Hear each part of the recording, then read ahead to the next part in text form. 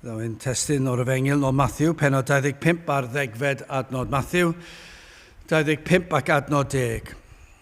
A thra oeddynt yn myned ymaith I brynu, daeth y priodfab a rhai oedd barod, a eithant I mewn gyda gefer briodas a cheiwyd y drws. Mae'r dameg sydd yn blaenau, siwr o fod yn gyfarwydd iawn I lawer ohono ni, dameg sydd yn cymharu teyrnas nefoedd I 10 o ferynion ar ffordd yr oedd 5 yn barod ar gyfer dyfodiad y briodfab a 5 ddim yn barod. Dyna yw'r brif neges, 5 yn barod a 5 ddim yn barod. Cyfeiriad at yr ail ddyfodiad yr arglwydd Iesu Grist a geir yma. Ac a yw'r eglwys yn barod, ond wrth gwrs y pwysles o fewn yr eglwys a yw'r unigolion o fewn yr eglwys yn barod. A'r cwestiwn felly, a dyn ni yn barod ar gyfer yr adeg pan byddwn ni'n dod wyneb yn wyneb ar arglwydd Iesu Grist. Felly galwad yw'r darn yma ar I bawb I ymbaratoi. Does dim un ohono ni'n gwybod pa bryd y daw yr Iesu yn ôl a gall ddigwydd ar unrhyw adeg. Fe all ddigwydd heddi, fe all ddigwydd fori, ymhen wythnos, ymhen blynyddoedd, ac felly mae difrifoldeb y pwnc yma'n amlwg iawn. Falle allwch chi bwysleisio pwysigrwydd oedfa Efengyl, lle mae'r Efengyl yn cael ei ffrigethu. Yng ngoleuni hyn yn unig, mae sawl reswm pa mae'n bwysig, ond yng ngoleuni hyn, lle I ni'n dod ar Efengyl ger bron y bobl. Ond mae'n sicr hefyd yn fater o frys, gan nid yn unig fod y briodfab, yr arglwydd Iesu Grist yn mynd I dod yn ôl. Ac ni fydd modd delio ar mater ar ôl hynny, ni fydd ail gyfle. Ond mae'n fater o frys hefyd o ran ein hanadl olaf ni. Dydyn ni ddim yn gwybod pa bryd y daw hynny. Felly mae wastad yn diwedd. Mae wastad, mae bob oedfa, mae yn fater o frys. Wrth gwrs, ni'n credu hefyd yn sofraniaeth Duw, ac ni'n ymddiried yn hynny gyd. Ac mae yna gyd bwysedd ond oes, ond mae yna elfen, a falle, ond nid oes eisiau mwy o hwn yn ein bywydau ni, yn ein gweddiau ni, yn ein cyfarfodydd gweddi ni, bod yna fwy o'r mater o frys yma, bod yn fater difrifol. Mae'r anadl olaf mor agos yn diwedd, fe all fod yn agos, ond pan ddaw yr arglwydd Iesu Grist yn ôl, mae'r bob ymddangosiad mae'n edrych fel ei fod yn agos iawn, ond eto I gyd yr oedd disgyblion blynyddoedd yn ôl yn meddwl I fod yn agos iawn. A dydyn ni ddim yn gwybod, does dim ffordd I ni gallu dweud, mae'n arwyddion, ac pan I ni'n clywed y newyddion ac yn darllen ysgrythyr ac yn rhoi popeth ochr yn ochr, mae'n edrych fel bod yr adeg yn agosau, ond dydyn ni ddim yn gwybod, ond ta beth, be bynnag yw'r amser, yr neges yw hyn, nid pryd mae'n mynd I ddod, mae'n mynd I ddod, Pinnau fydd yn ystod ein bywydau ni a'i ffeidio, dim dyna'r mateb, y pwynt yw hyn. A ydyn ni'n barod beth bynnag. A ydyn ni'n barod I gamu dragwyddoldeb, a ydyn ni'n barod am ddyfodiad Crist. Wel, yn gyntaf, hoffwn ni edrych ar y rhai anoeth, ac yna ar y doeth, ac yna'n olaf yr hybydd. Wel, yn gyntaf, yr anoeth. Edrychwch ar yr ail adnod ar drydydd. A 5 ohonynt oedd gall, a 5 yn ffôl. Y rhai oedd ffôl ac ymyrasant ei lampau ac ni chymyrasant olew gyda hwynt. Mae'r darlun yn ddigon clir yn diwedd, mae'r ddameg yn ddigon hawdd I ddeall. Yr oedd rhai wedi paratoi ac roedd rhai heb paratoi. Mae'n ddarlun trienus, mae'n un brawychus. Falle, mae hwn falle yn neud yn tipyn bach mwy brawychus, achos I bob ymddangosiad allanol roedd y 10 forwyn yn edrych yr union yr un peth. Byddai lampau nhw yn edrych yr union yr un peth. Doedd dim llawer I ddweud y gwahaniaeth rhyngdyn nhw. Dim byd amlwg yn ei gwahaniaethu nhw. Roedden nhw'n yn aros am y briodas ac am y dyfodiad y briodfab. Roedd y 10 yn ei gwisgoedd a'r lampau yn barod I bob ymddangosiad ar gyfer croesawu'r briodfab. Ac eto, doedd 5 ohonyn nhw ddim yn barod. O'n nhw'n edrych yn barod, roedd popeth yn ymddangos yn ei le, ond doedd 5 ddim yn barod. Doedden nhw ddim wedi paratoi yn gywir. Am ba bynnag reswm, Nawr, ni ddim yn mynd i fynd mewn i'r ddameg yn fanwl iawn, ni ddim yn mynd i ddamcaniaethu beth oedd y resymau ac yn y blaen, ond beth ni eisiau ategu yw hyn, yr oedd na 5 ddim yn barod. Doedden nhw ddim wedi falle trafferthu baratoi lampau. Falle mae yna lot i ddweud fan hyn yn does, yn y gair ddim wedi trafferthu i baratoi. Ond nid yw'n mor, siwr o fod, yn real iawn yn sefyllfa llawer. Ac felly ar sail y diffyg ymdrech yma, pan cyrraeddodd y briodfab, rhaid oedd e'n fynd i chwilio am olew i'w lampau, ac felly ni'n darllen yr oedd y drws yng nghau pan ddeithon nhw'n ôl. Dyna gyd o'r stori, mae'n ddigon sy'n eisiau mynd gormod mewn i'r hanes yma. Pan eithon nhw, achos doedden nhw ddim yn barod, eithon nhw'n ôl olew, a pan ddeithon nhw'n ôl, doedd ganddyn nhw, roedd y drws wedi gau yn glep. Mae'r adnod yn dweud hyn, a thra roeddent y myned ymaith i brynu. Daeth y priodfab, a rhai oedd barod, a eithant i mewn gydag efo'r briodas, a cheiwyd y drws. Dyna i chi'r eiriau, dyna pwysles fan hyn, mae yna fendith fan hyn, ond mae yna farn fan hyn, ceiwyd y drws. Mae yna rhywbeth am gair drws yn does. Mae yna rhywbeth, falle ni fel Cymru, ni'n clywed yn yr Eisteddfod trwy'r amser, a wnewch chi gair drysau os gwelwch chi'n dda, achos mae sŵn yn dod mewn. Chi'n cael drws, maen nhw'n dweud, ni'n barod am y perfformia. Felly, yn y pafiliwn yma, mae pob drws yn cau, ac mae'r plant yna'n canu. Ac chi'n gwybod pa mae drws yng nghau, neu os chi'n mynd i weld y meddyg, mae drws yng nghau, mae preifatrwydd. Mae yna rhywbeth am gael drws yn does. Yn gadarn. A mae yna rhywbeth fan hyn sy'n codi dychryn, achos mae'r drws yma'n cau. A mae yna rhywbeth terfynol iawn am y cau yma. Mae yna fendith, mae yna rhywbeth hyfryd iawn am y cau ddoi a tynnu mewn ychydig. Ond mae yna rhywbeth brawychus yma. Ond mae'r rhain yna, y rhai anoeth, y 5 anoeth, nid oedd rhain yn poeni ryw lawer am fanylion. A dyna beth sy'n codi dychryn. Doedden nhw ddim wedi edrych yn fanwl mewn i'r disgwyliadau. Mi roedden nhw'n bobl, falle siŵr o fod yn bobl neis iawn. Roedden nhw'n bobl caredig iawn. Roedden nhw'n bobl siŵr o fod yn... nhw fydda'r cyntaf ar y list i cael y gwahoddiad siŵr o fod i'r wledd. Mae yna rai yn does. Mae yna rai yn cael gwahoddiad i bob priodas. A chi'n meddwl, sut mae rhain yn llwyddo cael gwahoddiad i bob priodas? Mae nhw'n llwyddo rywsut. A falle ddim yn rhoi lot o fanylion mewn i'r digwyddiad, ond maen nhw'n na. A maen nhw'n dod, a maen nhw'n mynd, a maen nhw'n mwynhau. A falle fan hyn, rhai sydd ddim wedi paratoi, ddim yn poeni am manylion. A mae'n ddarlun teg, ond diwedd, am ddarlun, mae'n ddamau gwych, achos mae'n ddisgrifiad o lawer fydd yng ngholledigaeth tragwyddol, ar sail doedden nhw ddim wedi trafferthu i wneud unrhyw beth. Dim i'w rando, ddim i unrhyw beth. Gwrandewch o'r hwn. A mae'r ein, mae'n ddigon teg o fewn eglwysi nawr. Neu rhai o fewn yr eglwysi ni'n sôn fan hyn. Y rhai sy'n mynd i'r capel. J.C. Ryle. Allwch chi ddweud y gwir, allwch chi fynd i lyfrau J.C. Ryle a pigo unrhyw frawddeg, allwch chi ddyfynnu fe ym mhob pregeth.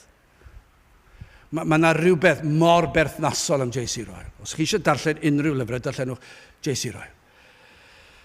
Gwrandewch ar hyn, allwch chi ddychmygu ni gyfnod roedd yna lawer yn mynd i'r eglwys. Oedd y lle'n llawn. Ond dwi ddim yn gwybod sy'n mwyafrif yn golledig. Dwi ddim yn gwybod beth oedd y canran. Dwi ddim yn siŵr. Ond mi roedd yna lawer. Yn mynd i'r eglwys o ran arfer a diwylliant a thraddodiad, achos dyna oedd y peth i wneud, falle o ran statws, pob math o bethau yn ei ddyddiau fe. Ac roedd e'n gwybod ni. Roedd e'n deall ni. Gwrandewch beth oedd e nawr. Rhaid, a mae'n pwysau, rhaid i ni fod yn ymwybodol, bod, a mae hwn, nath hwn fy nychry ni, ac o'n i'n cytuno gyda fe, ond mae'n dychryn mi, achos mae'n disgrifiad o'n oes ni heddi. Gwrandewch ar hwn, rhaid i ni fod yn ymwybodol, bod y mwyafrif llethol o broffeswyr yn poeni dim am hyn. O broffeswyr Cristnogaeth. Does dim ymwybyddiaeth o'i pechod ganddynt. Dim cariad tuag at Grist. Dydyn nhw ddim yn gwybod dim am yr ail enedigaeth. Geiriau yn unig i wedi feirwch ffydd gras, sancteiddrwydd. Unau materion nid ydynt yn ei hoffi ydynt, neu does dim diddordeb ganddynt ynynt. Nawr, dwedodd Iesu'r ail y geiriau yna amser maith yn ôl. A byddwn ni'n weddol sicr, gellir mynd i'r mwyafrif o eglwysi, tybiwn ni Efengyledd, yn sicr unrhyw eglwysi ddim yn Efengyledd, ond hyd yn oed eglwysi Efengyledd, a darllen y geiriau yna, ac mae yr un mor wir. Na i ddarllen y to, mae mor dda, na i ddarllen y to. Mae'n enwedig os i ni yn gwneud crefydd yn fater o gwneud a peidio gwneud, a mae'n ddeddfol iawn ac i ni yn edrych yn llym iawn ein crefydd ni.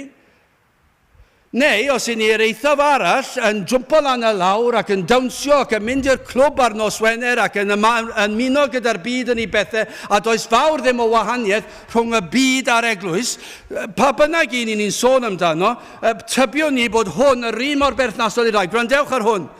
Nawr rhaid i ni fod yn ymwybodol bod y mwyafrif llethol o broffeswyr yn poeni dim am hyn. Does dim ymwybyddedd o'i pechod ganddynt, dim cariad at Grist, dydyn nhw ddim yn gwybod dim am yr ail enedigedd, geiriau yn unig yw wedi feirwch ffydd, gras, sancteiddrwydd.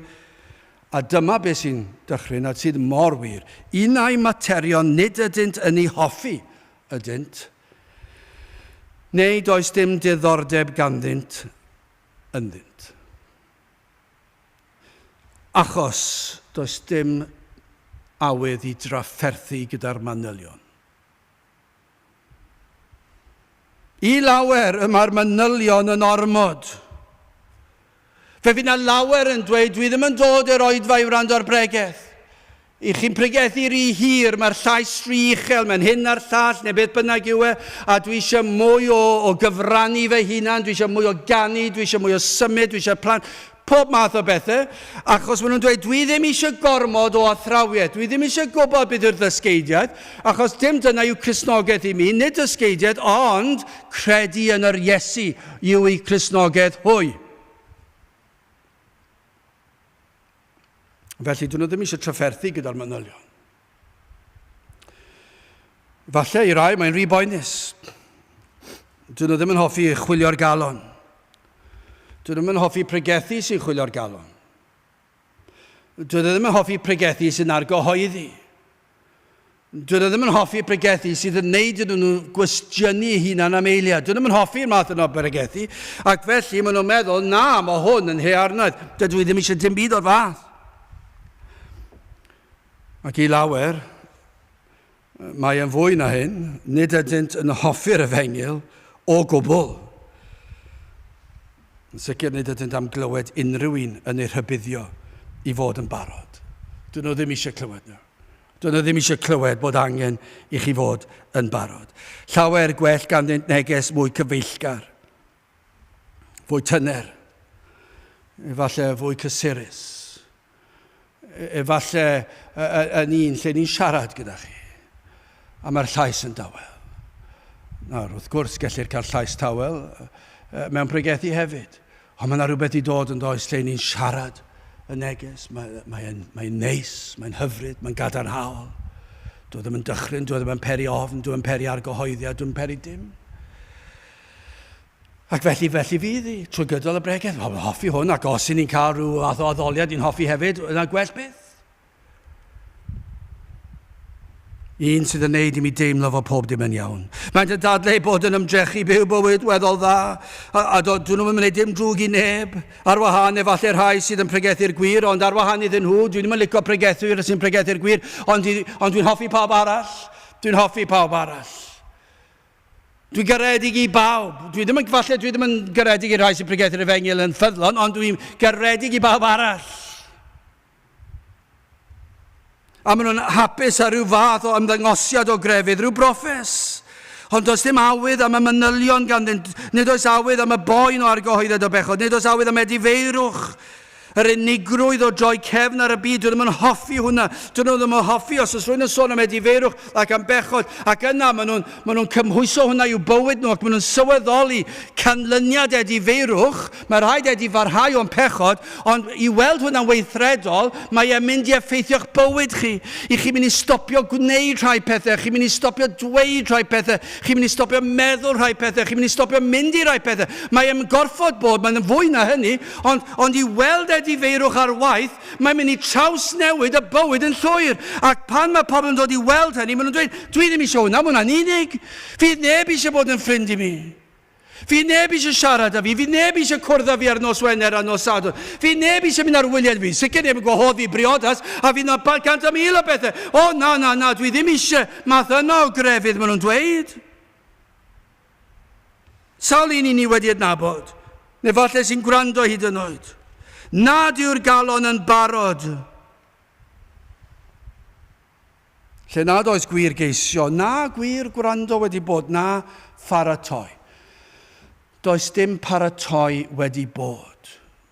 Mae yna lawer yn does, mae yna rhai, mae yna gymaint dros y blynyddoedd sydd wedi bod yma ac wedi mynd. Falle rhai yn rhagwyddoldeb yn barod. Dwi ddim yn gwybod faint o'r rheini, dwi ddim yn siŵr. Tybed faint o rai fuodd yma, a dwi ddim yn siŵr pryd nes i pregethu ar adnod o'r ddameg hon, adnod arall o'r ddameg hon, falle 10 mlynedd nôl, dwi'n yn siŵr, rhywbeth felly.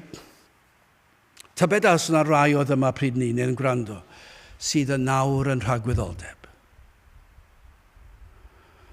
Ond doedden nhw ddim wedi trafferthu gyda'r manylion. Cyn belled a bod nhw'n yn y cwestiwn, mi roedden nhw'n dod i'r cwrdd.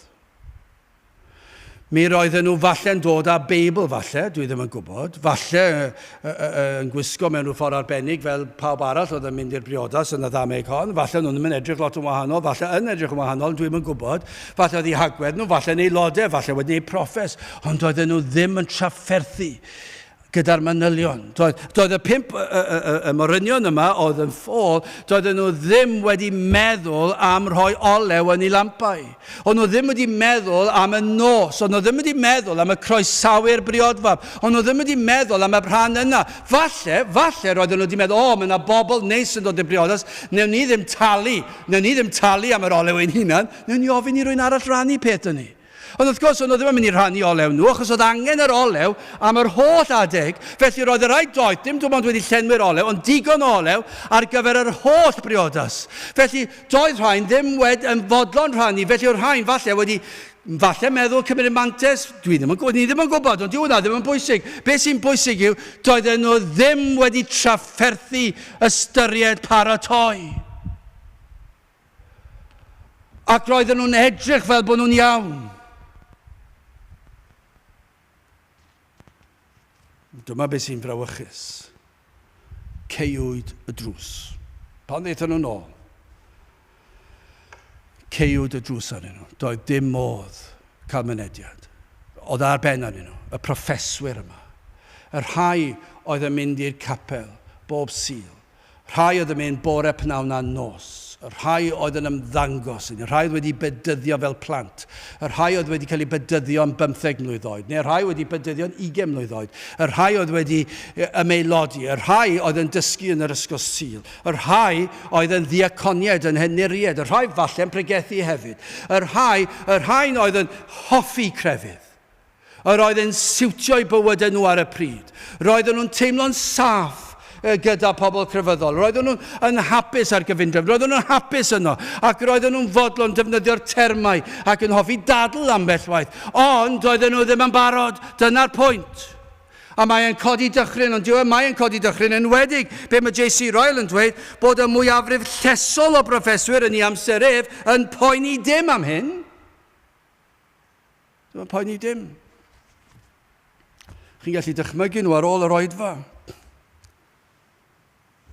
Yn mynd gatre ac yn neud be bynnag maen nhw fel arfer wneud unrhyw ddydd arall. Ond os yn nhw wir yn grefyddol, bydden nhw'n cadw'r sabath hyd yn oed. Ni'n nabod lawer o bobl crefyddol bydden cadw'r sabath yn llym iawn. Ac eto, dim byd ganddyn nhw. Ond yn yr oes hon, wrth gwrs, neb yn cadw'r sabath. prin iawn i'r pobl. Ac felly lle chi ddychmygu'r rhain yn dod i'r capel. Ond dyna ar ddiwedd yr oedfa. Dyna fe wedyn ni. Rhyfedd iawn fydd os dawn nhw'r cwrgweddi. Rhyfedd iawn. Fydd e'n rhyfedd. Ac yn sicr os dawn nhw bob wythnos i'r cwrgweddi. Fyddech chi ddim yn disgwyl nhw ddod i hynny. Mae'n ormod, ond dwi'n mae'n ormod. Mae gormod o bethau gyda ni'n neud yn ein bywydau ni. Mae rhaid fi dringo'r ysgol. Ac felly, dim amser dy fi da'r manylion yma. Mae rhaid i fi ganolbwyntio ar manylion eraill. Manylion fy manc, fy nghyfrif banc. Mae rhaid fi wneud yn siŵr bod yr arian yn mynd i'r lle iawn. Mae rhaid fi wneud yn siŵr bod fi'n gofalu, bod fi'n checio, bod fi hyn ar llall. Bod y swydd, bod fi'n dringo'r ysgol, bod fi'n cael y cymwysterau. Ac maen nhw'n mynd i'r manylion eithaf ar hyn. Mae'n rhyfedd yn diwedd. Mae wastad rhyw reswm. Maen nhw'n rhoi y manylion yna, maen nhw'n trafferthu fan am. Pan maen dod i'r enaid, dyn nhw ddim yn trafferthu. A be mae J.C. Ryle yn dweud wrthyn ni am y darn yma yw hyn. Unau materion dydyn nhw ddim yn hoffi o gwbl. Neu does dim fawr o ddiddordeb ganddynt. Ac felly dwi'n ond dod a mae'n mynd mewn un glist a mas y llall. Wel, gadewch i ni symud ymlaen at y doeth. Adnod 4. A rai call a gymerasant olew yn ei llestri gyda'i lampau. Na rai call. Sawl gwaith i ni wedi gweld yng Ngaer Duw y pwysigrwydd i geisio ac i wrando. Gai bwysleisio eto, ni'n credu yn sofraniaeth Duw. Ond mae dal pwyslais trwy gydol Gaer Duw ar i ni geisio ac i wrando. I wrando ar y neges fod Iesu Grist wedi dod i achub pechaduriaid. Mae'r manylion yn bwysig. Os nad ydych chi'n wedi clywed am Iesu Grist yna, does gall dim achubiaeth fod.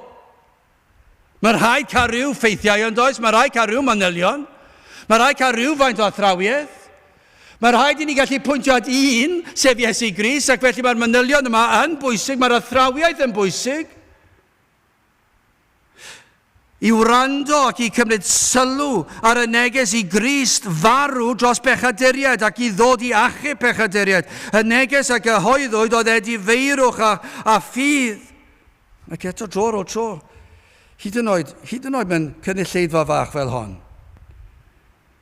I ni gweld yr ymateb, y gwrthod gwrando mor aml. Allai ddim dweud.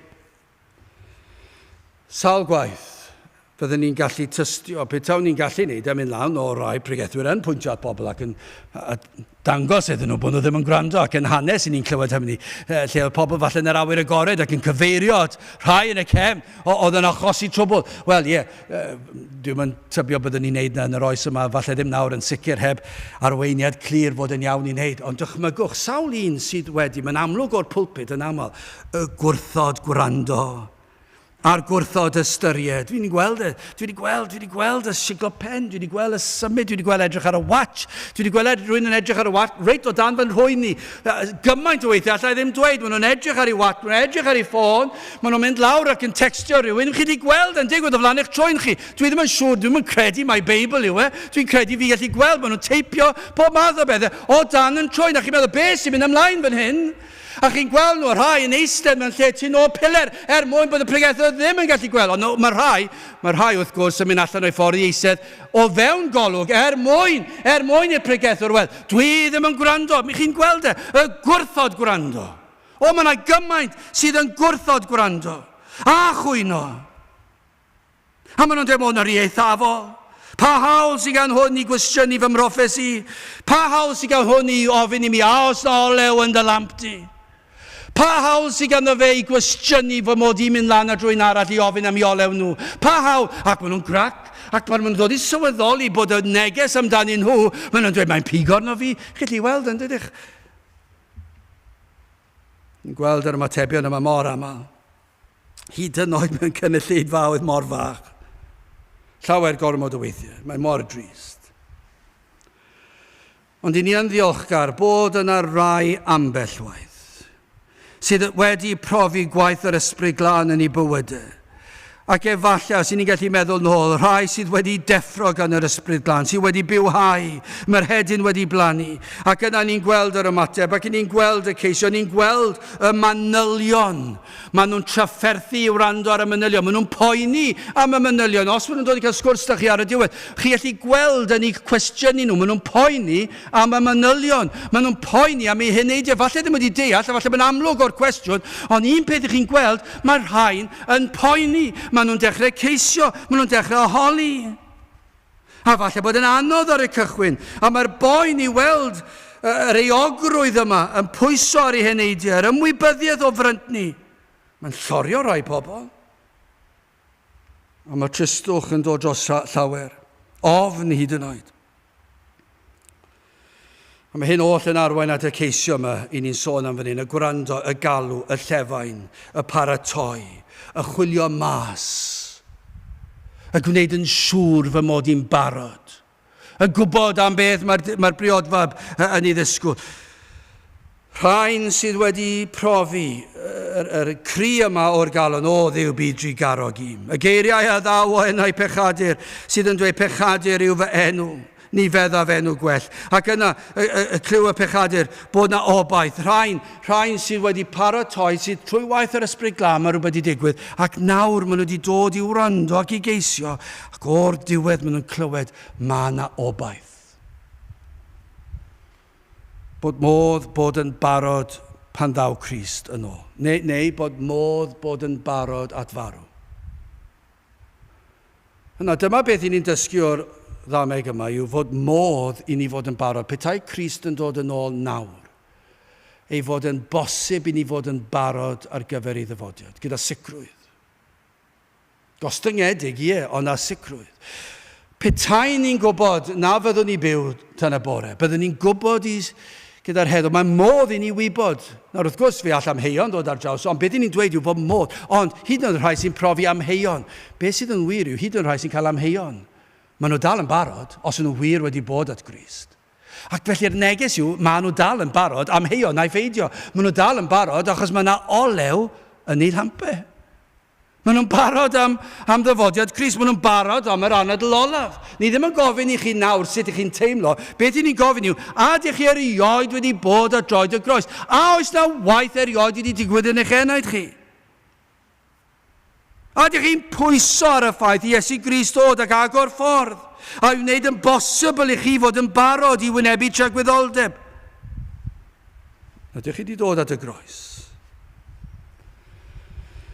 Ydych chi wedi dod at Grist sydd a'i ddwylo pur ar led. Ydych chi wedi syllu ar ei berson ac wedi gweld ac wedi deall rhywfaint, ddim y cyfan, allwn ni ddim deall y cyfan, ond wedi deall y mae hwn sydd ar y groes, y mae e'n berffaith ac fe gadwodd e'r gyfraith yn fy llefi. Fod hwn ar y groes y nawr yn cael ei gosbi am fy meiau hi. Fod ei waed wedi cael ei dywallt am fy mechodau fi. Ei fod e wedi addo golchi pob staen i ffwrdd wrth ddod ar droed y groes, wrth ddod yn waglaw, wrth ddod a chyffesu, wrth ddod yn edifeiriol, ac wrth ddod ar droed y groes, ac wrth rhywsut, dim ond trwy ras mwyn yn bosib, fod modd dyrchafu fy llygaid tuag at y mynyddoedd iawn nawr, tuag at y groes sydd yno, tuag at Grist, a bod modd edrych yno, ac yna rhywsut neu gilydd, wrth ddod yn edifeiriol, bod yr arglwydd Iesu Grist yn maddau ac yn golchi ac yn eich gorchuddio chi a'i gyfiawnder ef. Dyna chi'r paratoad fan hyn. Os ydych chi am fod yn barod am ddyfodiad Crist, neu am yr anadl olaf, beth sy'n rhaid? Mae rhaid chi ddod at Grist. A mae rhaid bod chi wedi profi y maddeuant sydd yng Nghrist. Ioan 10, adnod 14 ac 15. Mae fi yw'r bugail da. Ac a adwain yr eiddo fi, ac am hadwaenir gan yr eiddo fi, fel yr edwyn y tad o fi, felly'r adwain unau'r tad, ac yr ydw yn hoddi fy einioes dros y defaid. Rhain sydd wedi derbyn o roddion Crist, ffydd i gredu, y gallu edifarhau, y sawl a olchwyd yn ei waed ef, a maddeuir ei pechodau, rhain y mae Crist yn ei hadnabod ac yn ei disgwyl. Ac rhain sydd yn adnabod y bugail, neu'r briodfab. Allech chi nôl i'r ddameg, mae'r briodfab yn nabod rhain ac y mae'r rhain yn nabod y brioddfab. Mae'r bugail yn nabod y defaid, a mae'r defaid yn nabod y bugail. Mae'r bugail wedi rhoi einioes dros y defaid, a mae'r defaid wedi derbyn y bendithion ac yn nabod llais y bugail. Dyn nhw ddim wedi ffyrnigo gyda'r neges, dyn nhw ddim wedi gwylltio gyda'r bugail. Mae'r rhain wedi dod at y bugail, nabod ei lais e. Mae'r rhain wedi paratoi ar ei gyfer e. Mae'r rhain wedi dod. Dyna yw'r lle paratoad. Yw at droed y groes. Dyna yw'r man paratoi. Gai ofyn, ydych chi wedi ymbaratoi? Ydych chi'n barod amdano? Ydych nôl i'r ddameg? Ydych chi gyda'ch lampau yn llawn olew? Ydych chi'n barod at pan ddaw Crist yn ôl? Ydych chi'n edrych ymlaen at ei ddyfodiad? Ydych chi'n barod ar gyfer taith bywyd, a pa bynnag mor hir neu fer fydd e? Eich bod chi'n barod ar pa bynnag bryd fydd yr arglwydd yn galw, ac yn dweud mae'r amser i chi ddychwelyd adref. Eich bod chi'n barod. Pam? Achos chi wedi bod at y groes. Does dim eisiau chi feddwl am yr holl bethau da chi gofod wneud, a'r holl grefydd neu gweithredoedd da o fewn cymdeithas, a cael cydnabyddiaeth, a bod chi lawr mewn llyfrau hanes, neu beth bynnag yw. Ni'n sôn yna, ydych chi wedi bod wrth droed y groes. Dyna yw'r paratoi. A yw'r ysbryd glân wedi gweithio ar eich enaid chi, lle chi wedi gweld eich pechod, sydd wedi peri chi ddod at y groes. Hwna yw'r paratoi, a ydych chi wedi trafferthu gyda'r manylion yna. Ydych chi wedi gweld eich pechod. Wel, i gloi, yn drydydd, y rhybydd, ac am rybydd. A thro roeddent yn myned ymaith i brynu. O, nawr yn paratoi. Daeth y priodfab. A rhai oedd yn barod, a eithant i mewn gyda gefer briodas, a cheiwyd y drws. Am fendith yw'r adnod hon i'r sawl oedd yn barod. Mae'r sicrwydd sydd yn dod o'r adnod yma i'r Cristion yn anhygoel yn diwedd. I'r sawl sydd yng Nghrist, sef i'r sawl oedd wedi paratoi trwy ras Duw. I'r rhai yma'r ysbryd glân wedi gweithio arnyn nhw, wedi agor eu llygad i weld eu pechod. I'r rhai sydd wedi dod at y groes. I'r rhai sydd wedi edrych ar Grist a phwyso arno ef yn unig. I'r rhai sydd wedi derbyn maddeuant a'r holl bendithion iachawdwriaeth. I'r rhai sydd wedi ymateb i'w lais, mae yna groeso i'r wledd, i dragwyddoldeb, i'r nefoedd, hynny yw. Ond be mae'n dweud yw, mae yna groeso i'r nefoedd ac yna mae'r drws yn cau. Nag yw hwnna'n saff.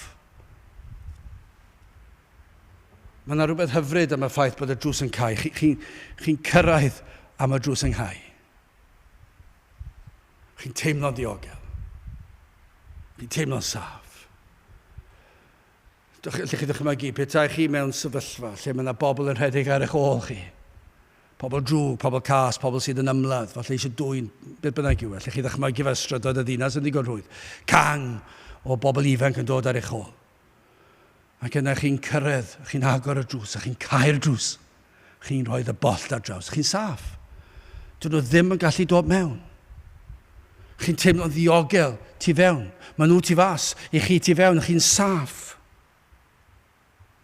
A dyna i chi diogelwch i'r Cristion pan i ni'n croesi'r afon, pan i ni'n camu o fyd amser i dragwyddoldeb, pan mae'r anadl olaf yn dod, a mae'r llyged yn agor yn y nefoedd, ac mae e fel petai'r drws yng nghau, hynny yw, i ni'n saff yno, does dim modd i ni lithro nôl.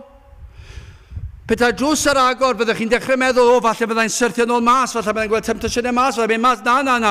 Unwaith i ni yng Nghrist, ni'n saff yng Nghrist am byth. Ond o ran y nefoedd, unwaith i ni yn y nefoedd, i ni'n saff wrth gwrs tra'r y ddeiar, unwaith i ni'n dod yn Gristion, i ni'n Gristion am byth. Fyddwn ni byth yn dod i'r sefyllfa, lle na fyddwn ni'n Gristnogion, hyd yn oes ni'n gwrthgilio, fyddwn ni dal yn Gristnogion. Ond mae'r diogelwch yn anhygoel o feddwl, pan fyddwn ni'n cyrraedd y wledd, fydd y drws yng nghau, ac na fydd modd i ni adael. Fyddwn ni'n saff. Fydd dim modd colli un o'r bendithion. I ni'n saff yng Nghrist am byth, ni fydd pechod yn cael mynediad. Fydd dim mwy o frwydro a phechod. Fydd dim rhaid i ni fod yn ofalus o sut i ni'n ymateb dim mwy. Fydd dim rhaid i ni fod yn ofalus o themptasiynau dim mwy. Fyddwn ni ddim yn pechu byth eto. Dyna beth yw'r nefoedd.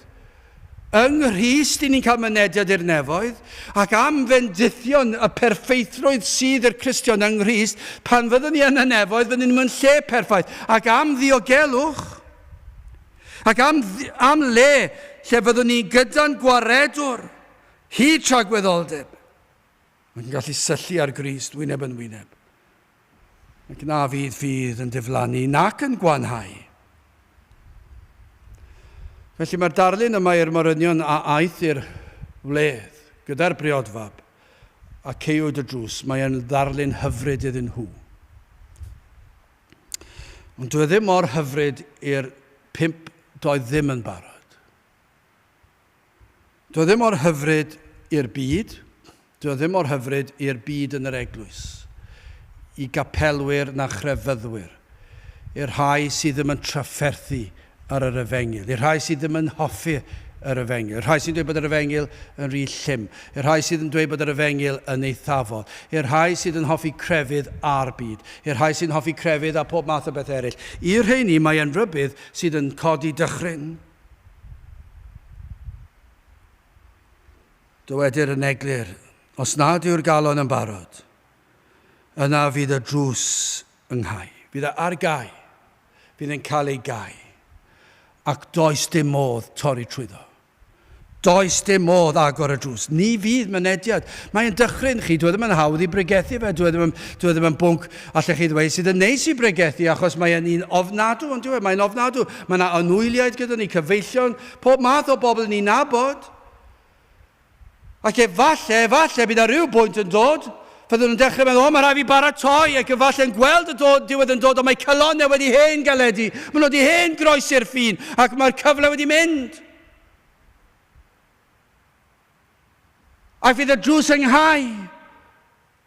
Ond fyddwn nhw'n dweud, o mae mam, neu mae dad mewn fyna, neu mae fy mrawd, neu mae fy chwaer mewn fyna, neu mae fy nghydweithwyr, mae fy ffrind fyna, o'n i'n hoffi beth nhw'n dweud, ond o'n i ddim wedi trafferthu, ond fydd y drws yng nghau.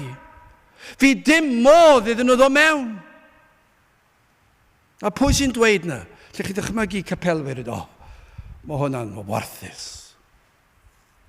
Lle chi ddychmygu rhai sydd gwrando drwy dweud, mae hwnna'n mor eithafol. Ond y peth yw, ni ddim yn gwybod sut maen nhw'n gallu dweud na, achos dyma be mae gair Duw yn dweud. Felly be maen nhw'n dweud, dyn nhw'n credu gair Duw. Wel, iawn, dowch i'r casgliad na, fe ffeindiwch chi drws yng nghau ryw ddwrnod, pan gamwch i dragweddoldeb. Ond beth sy'n mor drist i'r crefyddwyr sydd yn honni dilyn y Beibl, sydd yn gwrthwynebu'r fath a thrawiaeth pan mae gair Duw yn ddigon clir amdano fe. 2 Timotheus 3:5. A chanddyn rith dywioldeb eithir wedi gwadu ei grym hi a rhai hyn gochel di. Mathew 7:22 ymlaen, llawer a ddywedad wrthef yn y dydd hwnnw.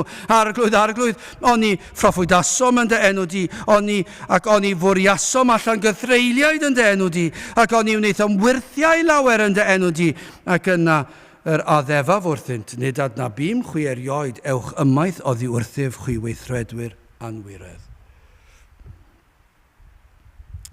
Maen nhw wedi proffwydo yn enw Iesu Grist. Maen nhw wedi gwneud gwirthiau. Ac eto mae Crist yn dweud, dwi'n mynabo chi am y drws yng nghau. Chi wedi chwarae crefydd. Ond mae'r drws yng nghau.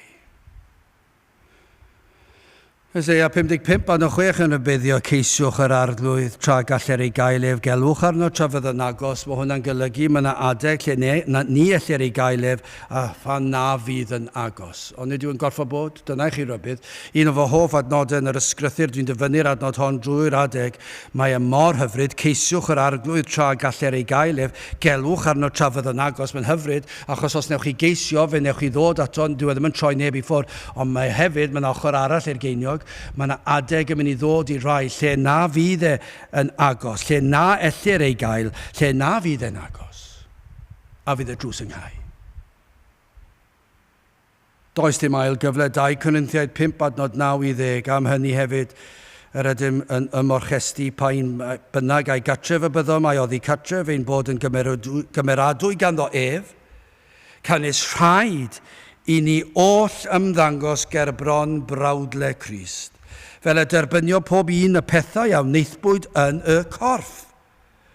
Yn ôl yr hyn a wnaeth pa un bynnag a'i da a'i drwg. Yn y corff, tra ar y ddeiar, tra fod y galon yn curo, tra fod yna waed yn cael ei pwmpio rownd y corff, tra fod yr ysgyfaint yn gallu anadlu anadl, tra fod yr ymenydd yn fyw, tra yn y corff, dyna yw'r adeg.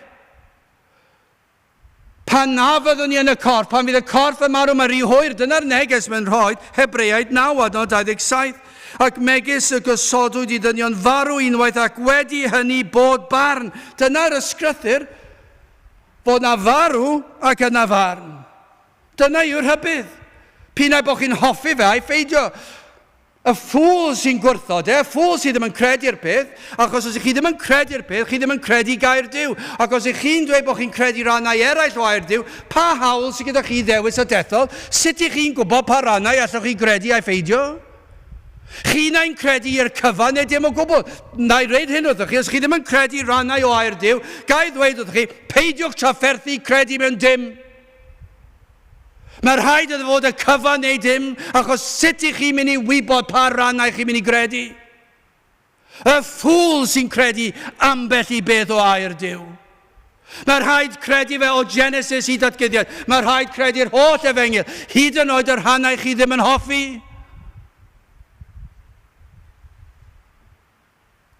Meddyliwch I hyn, fe fyddwch chi'n sefyll o'i flaen ef, ac fe fydd e'n barnu. Fe fydd na ddrws, a fe welwch I ddrws, dwi ddim yn gwybod, ond tybiwn ni, falle fyddwch chi'n gweld drws, dwi ddim yn gwybod. Ond allai ddychmygu'r peth. Fe fydd na ymddangosiad o ddrws, a fydd e'n gai. Fydd e ar gai yn gleb, bydd dim modd, fydd ddim yn symud. Fyddwch chi ddim yn gallu mynd trosti o dani o gamgylch, trwyddi agor dim. Mae'n sôn o'n ofnadw, ond dwi ddim yn ofnadw, achos I ni'n cynnig yr efengyl I chi. Achos beth ni'n dweud yw, mae'n sŵnd o mor hearnaidd yn dweud, mae'n sŵnd o'n llym. Ond beth ni'n dweud yw hyn, ond mae modd cael mynediad trwy'r drws. Paratowch.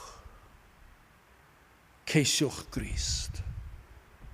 Gwrandwch ar ei air. Dewch ar droed y groes.